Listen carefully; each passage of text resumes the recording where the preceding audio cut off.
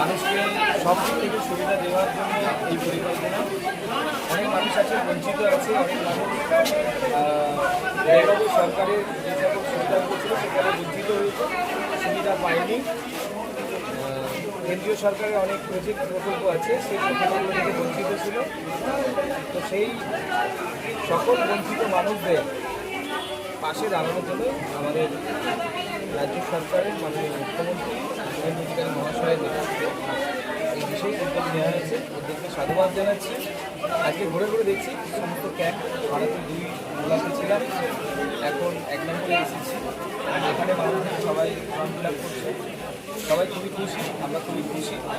তো অনেক মানুষ এখনো পর্যন্ত আসেনি, অনেকে আসেনি, অনেকে এর আগে অনেক ফর্ম ফিল আপ করেছে, বারবার এসেছে দুয়ারে সরকারের ক্যাম্পে দাঁড়িয়ে ফর্ম ফিল আপ করেছে, তারা সুযোগ সুবিধা পায়নি। সেই কারণে অনেক মানুষের সুবিধা আছে। তো আশা করি কাল থেকে আরও লাইন লম্বা।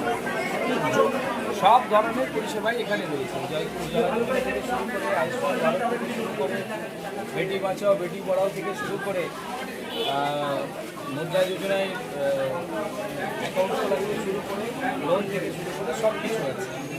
তো প্রত্যেকটি যোজনা থেকেই মানুষ উপকার পাবে, লাভবান হবে। এটা খারাপের 1 নম্বর পঞ্চায়েত সমিতির আন্ডারে এদিকে 6টা জিপি বাদ দিয়ে বাকি সব জিপি